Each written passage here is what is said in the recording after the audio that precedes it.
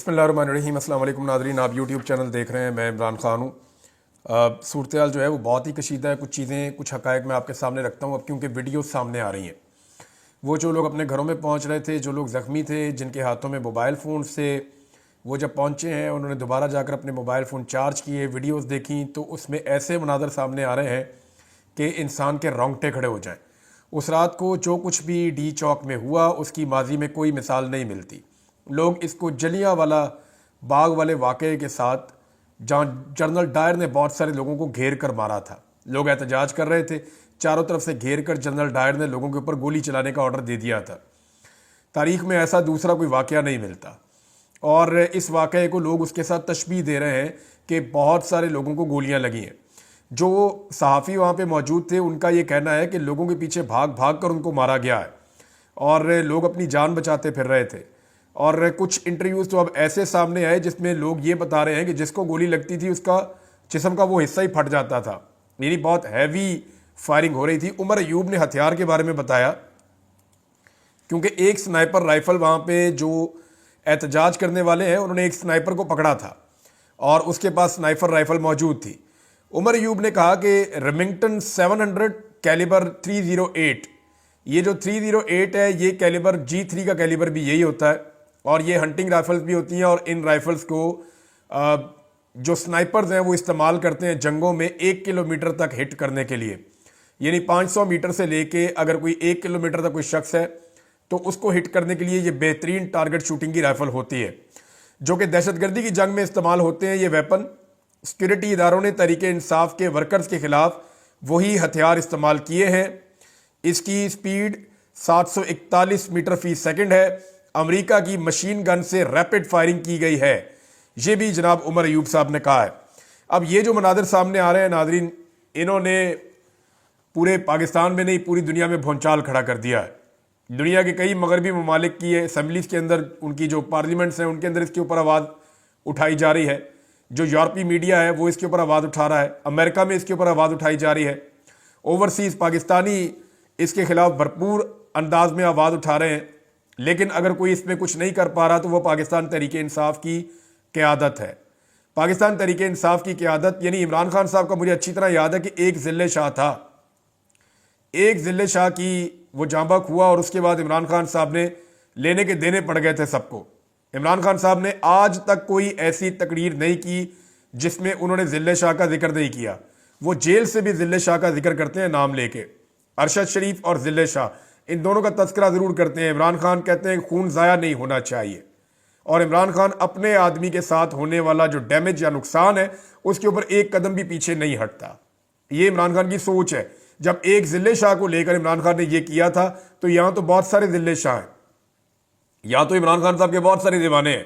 अभी जो डाटा दिया है पाकिस्तान तहरीक इंसाफ ने, क्योंकि अब उन्होंने तस्वीर और नाम जारी कर दिए हैं, तहरीक इंसाफ ने 12 लोगों के बारे में कंफर्म किया है कि ये 12 लोग कंफर्म शहीद हो गए हैं डी चौक वाले साने में, जबकि मजीद शहादतें हैं जिनके बारे में अभी कंफर्मेशन लेने की कोशिश कर रहे हैं।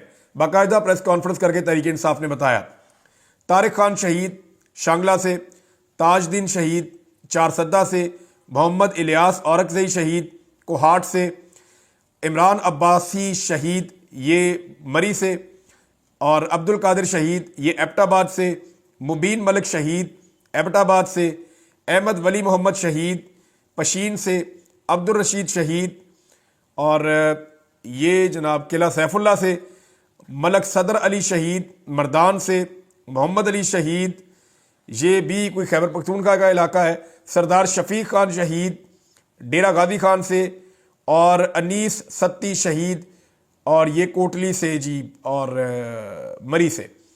यानी जो ज़्यादा शोहदा हैं उनका ताल्लुक़ खैबर पख्तूनख्वा से है, फिर बलूचिस्तान से और पंजाब से भी कुछ शोहदा हैं।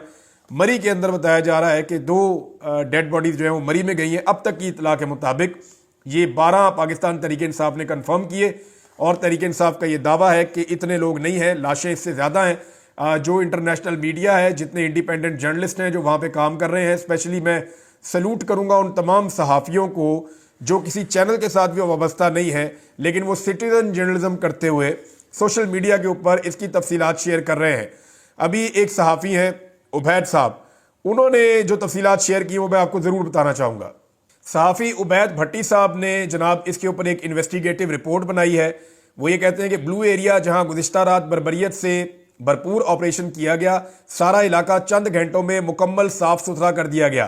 पाकिस्तान तहरीक इंसाफ काफिले की तबाहाल गाड़ियों को भी नामो निशान उनका यहाँ पे नहीं है, सबूत मिटा दिए गए। कचरे के ढेर से AK-47 और कारतूस के खौल मिल गए, यानी जो गोली चलाई गई वो कचरे के ढेर से उनके खौल मिल रहे हैं। इतनी तेजी से हुकूमत ने सफाई की है और उन्हें यह लगता है कि ये साफ करके खून के धब्बे वो इस कत्लेआम से बच जाएंगे, तो ऐसा होने नहीं वाला। अब पाकिस्तान तहरीक इंसाफ ने जो प्रेस कॉन्फ्रेंस की उसमें उनके कुछ मुतालबात भी हैं और कुछ चीज़ें उन्होंने बड़ी क्लैरिटी के साथ सामने रखी हैं। एक तो उन्होंने कहा जी हमारे 12 लोग फिलहाल हम तस्दीक कर रहे हैं कि वो शहीद हो गए हैं, जबकि हमारी शहादतों की तादाद इससे ज़्यादा है और अभी हम उसके बारे में तहकीकात कर रहे हैं। तहरीक इंसाफ डाटा इकट्ठा करने की कोशिश कर रही है क्योंकि लोग बहुत बुरी तरह बिखरे हैं, बहुत सारे लोग जख्मी हैं, जो अपने इलाकों में पहुंचे हैं, लोग डरे हुए हैं। अब डाटा इकट्ठा किया जा रहा है कि कितने लोग हैं जो जख्मी हैं और कितने लोग हैं जो लापता हैं। जो लोग लापता हैं क्या वो गिरफ्तार हैं, क्योंकि हुकूमत भी डाटा नहीं दे रही।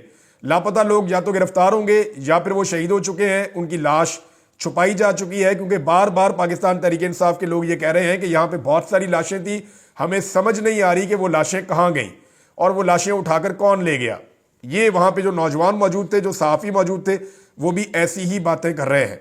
पाकिस्तान तहरीक इंसाफ के अंदर जो एक रद्द-ए-अमल है लीडरशिप के खिलाफ, वो बिल्कुल ठीक है।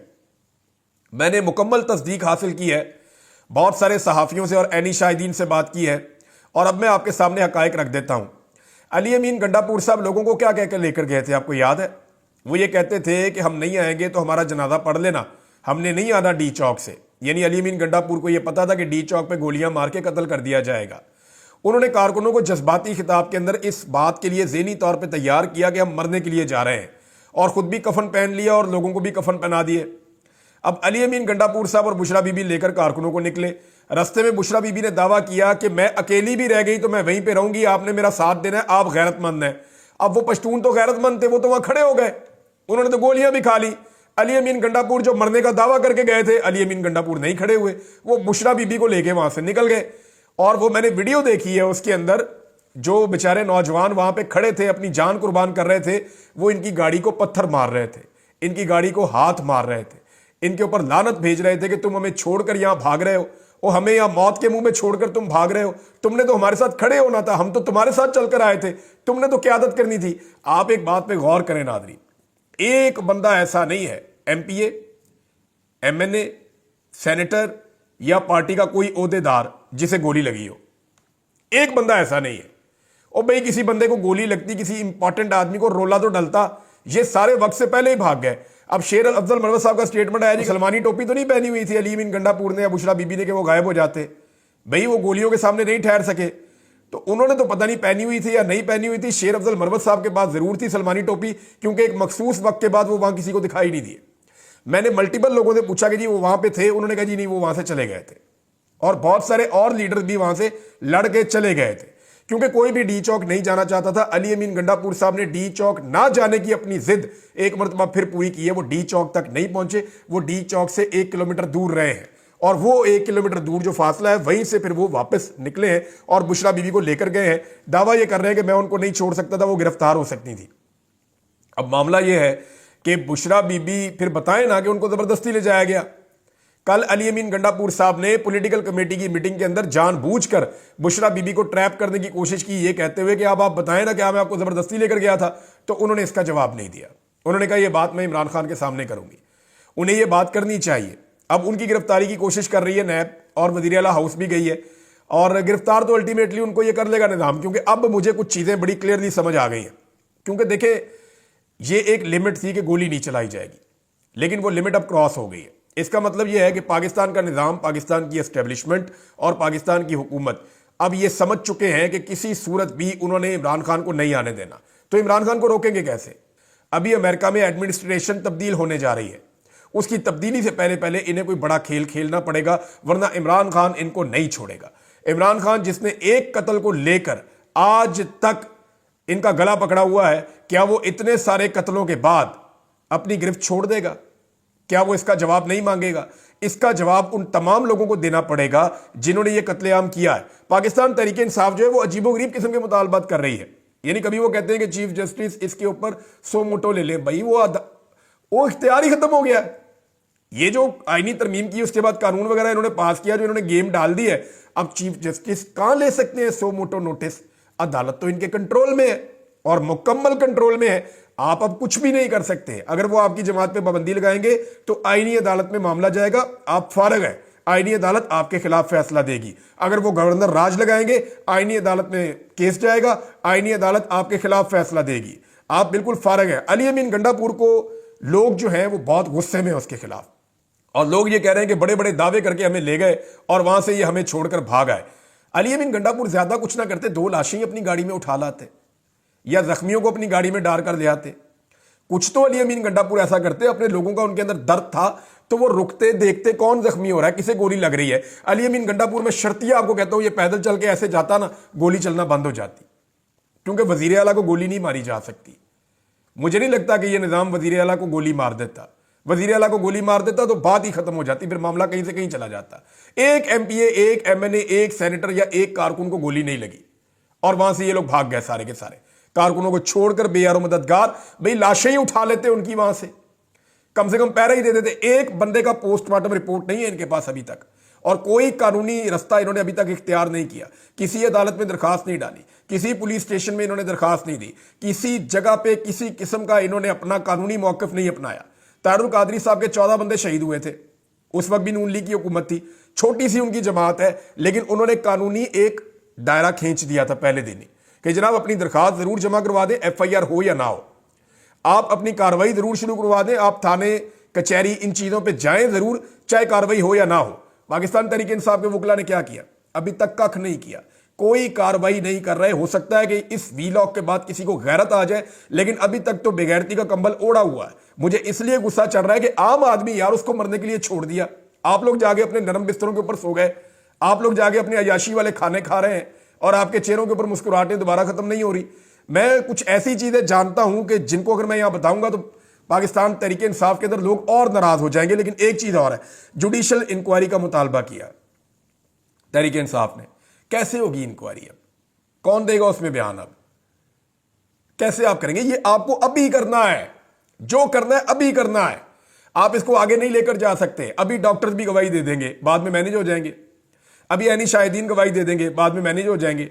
अभी सहाफी गवाही दे देंगे, बाद में मैनेज हो जाएंगे। अभी शवाहिद कहीं ना कहीं कुछ ना कुछ मौजूद है, सारे गायब हो जाएंगे। वो जो टूटी हुई गाड़ियां है ना, जो ये उठाकर लेकर, अच्छा वीडियो आई है कि रेंजर्स वाले लोगों की गाड़ियां तोड़ रहे हैं। यार गाड़ियों ने क्या किया था? गाड़ियां भी दहशतगर्द हैं भाई। गाड़ियां इसलिए तोड़ रहे हैं ताकि इन गाड़ियों में बैठ के दोबारा कोई ना आए, या आइंदा कोई अपनी गाड़ी ना लेकर आए, क्योंकि हम गाड़ियां, ये यास्मीन राशिद की जब गाड़ी तोड़ी गई थी ना, तो उस दिन मुझे पता चल गया था गाड़ी इसलिए तोड़ते हैं कि गरीब आदमी के पास गाड़ी होती है। पाकिस्तान तहरीक इंसाफ मिडिल क्लास की पार्टी है, मिडिल क्लास वालों के घर में एक आधी गाड़ी होती है या 2 गाड़ियां होती हैं, तो वो उनके लिए बड़ा सरमाया होता है। तो गाड़ियां तोड़ के विजुअल जारी किए जाते हैं, देखो हम गाड़ियां तोड़ रहे हैं, खबरदार आइंदा अगर अपनी गाड़ी सड़क पे निकाली तो, या इधर आने की कोशिश की तो वो गाड़ियां तोड़ी और रेंजर्स वालों ने तोड़ी। बाकायदा उनके विजुअल्स मौजूद हैं, वो अपने यूनिफॉर्म के अंदर रेंजर्स वाले गाड़ियां तोड़ रहे हैं और उन्होंने दर्जनों गाड़ियां तोड़ दी। और ये जो टाउट सहाफी हैं उन्होंने अपने मुंह से कहा है कि 100 के करीब बंदों के सर भी खोल दिए और 100-200 गाड़ियां जो है वो भी तोड़ दी हैं, उनका भी कचरा कर दिया। तो ये सारी चीजें ये अपने मुंह से कह रहे थे, उसको फतह करार दे रहे थे, लेकिन अब सब भाग रहे हैं कि गोली नहीं चली। भी गोली नहीं चली तो आवाज क्या आ रही थी? इंटरनेशनल मीडिया बार बार कह रहा है कि गोली चली है, लेकिन पाकिस्तान तहरीक इंसाफ इस केस को अभी तक आगे बढ़ाने में पूरी तरह नाकाम है। कोई इन्होंने तरीकाकार नहीं इख्तियार किया जिसके ऊपर आप ये कहें कि ये तरीकाकार इस मामले में आगे ले जा सकता है या इससे कोई हल निकल सकता है। बहरहाल यहां पे जो पाकिस्तान तहरीक इंसाफ की पुरानी क़यादत है, उन्होंने एक राय दी है, और ये वो लोग हैं जो बंद हैं लाहौर में कोट लखपत जेल में। शाह मोहम्मद कुरैशी साहब हैं, एजाज चौधरी साहब हैं, मियां महमूद रशीद साहब हैं, यास्मीन राशिद साहिबा हैं और उमर सरफराज चीमा साहब हैं। इन लोगों ने जो राय दी है उसके अंदर वो ये कह रहे हैं कि जो कत्ले आम हुआ है 27 और 26 नवंबर की रात को इस्लामाबाद में, मुल्क भर में इसका शोक का ऐलान किया जाए। पूरे मुल्क के गली मोहल्लों में, वार्ड्स के अंदर यूनियन काउंसिल की सतह पे ताज़ियती इजलास बुलाए जाएँ, कुरान खानी किए जाए और आयत करीमा के विर्द के लिए महाफिल मुनक्कद की जाएँ। शोहदा के घरों और कब्रों पर हाजिरी दी जाए, अहले खाना से ताज़ियत की जाए। इसके नतीजे में गमो गुस्से और शोक को एक अवामी ताकत में तब्दील किया जा सकता है। मीडिया और सोशल मीडिया पर कत्लेआम की मुकम्मल तफसीलात सबूतों के साथ पूरी शद और मत से पेश की जाएं।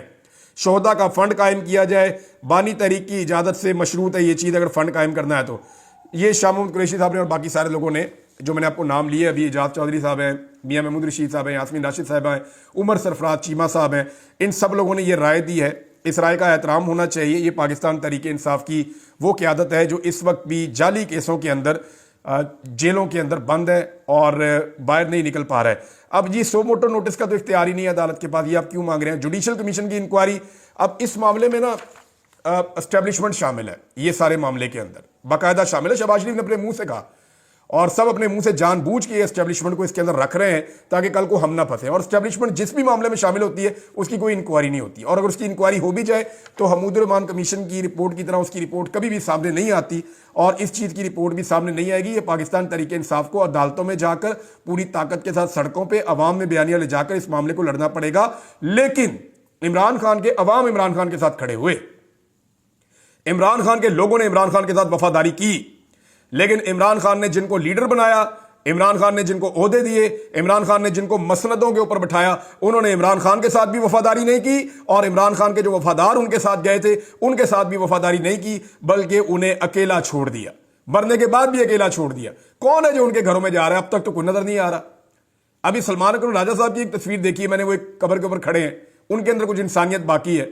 ये लोग तो कहीं जा भी नहीं रहे, उनसे मुलाकातें करें, उनको जाके मिलें, उनकी ढारस बंधाएं, उनका हौसला बुलंद करें, उनके साथ बैठ के कुरान खानी करें, वहां खड़े होकर उनके साथ बात करें। लोग अपने शोहदा जो है वो पाकिस्तान तहरीक इंसाफ के झंडे के अंदर दफना रहे हैं, कब्रों के ऊपर तहरीक इंसाफ का झंडा लगा रहे हैं। इसका मतलब आप समझते हैं कि इमरान खान और तहरीक इंसाफ को वो छोड़ने को तैयार नहीं है। अब अगर अली अमीन गंडापुर को रेस्क्यू करना है ना, तो इस निज़ाम को गवर्नर राज लगाना पड़ेगा खैबर पख्तूनख्वा में, जिससे अली अमीन गंडापुर की इज्जत वापस बहाल हो सकती है। कि अगर गवर्नर राज लग गया तो एक विक्टिम कार्ड उन्हें मिल जाएगा, और उस विक्टिम कार्ड के जरिए से दोबारा अली अमीन गंडापुर साहब जो हैं वो कुछ गेन कर सकते हैं। एक चीज़ और है नाज़रीन, इस्लामी नज़रियाती कौंसल हो या मुफ्ती तकी उस्मानी हो, यानी उन्हें VPN तो नज़र आता है कि VPN इस्तेमाल करके लोग अपने मोबाइल में क्या देख रहे हैं, उन्हें कैसे पता कि क्या देख रहे हैं? दूसरा, मुफ्ती तकी उस्मानी साहब को यह तो नज़र आता है कि उनका गवर्नर जो है वो आधी रात को सड़कों पर फिर रहा है, लेकिन दिन दिहाड़े होने वाला कत्लेआम उनको नज़र नहीं आता। ना इस्लामी नज़रियाती कौंसिल का कोई फतवा आया, ना मुफ्ती तकी उस्मानी साहब ने इस जुल्म के खिलाफ आवाज़ उठाई, कोई इस पे नहीं बोला। बल्कि बहुत सारे दानिश्वर और बहुत सारे लोग जो हैं वो जैसे यजीद के दरबारी नहीं होते थे उस दौर में, जो उसकी तारीफ़ें करते थे, बहुत सारे लोग ऐसे भी थे ना जो हर किस्म के जबर को और जुल्म को जायज़ करार देते थे, वो उस रवायत के ऊपर कायम है। मुझे हैरत होती है, सिर्फ कारी जवार बहादुर साहब का मैंने एक स्टेटमेंट देखा, बाकी ज़्यादातर लोग खामोश, कोई इसके ऊपर बात नहीं कर रहा। उलमा इकराम का किरदार इंतहाई अफसोसनाक और इंतहाई शर्मनाक है, यानी इससे बुरा हो नहीं सकता। और अब इमरान खान साहब को नुकसान पहुंचाया जाएगा। मैं जाते जाते आपको बता दूं, अगले वीलॉग में इसकी तफसीलात में आपको बताऊंगा कि कुछ जगहों से ये इतला आ रही है और कुछ लोग ये दावा कर रहे हैं कि इमरान खान साहब को नुकसान पहुंचाने की सूरत में कितना नुकसान हो सकता है, इसके तखमीने लगाए जा रहे हैं। और दूसरा, एक टास्क फोर्स भी कायम की गई है, कोई रद्दुल फसाद का भी कोई ऑपरेशन शुरू करने का फैसला किया गया है तहरीक इंसाफ के खिलाफ। तो पूरा एक नेटवर्क बनाया जा रहा है किसी बड़े टारगेट को अचीव करने के लिए। वो टारगेट क्या हो सकता है, अगले वीलॉग में। अब तक के लिए इतनी, अपना ख्याल रखिएगा, अपने चैनल का भी। अल्लाह हाफिज़।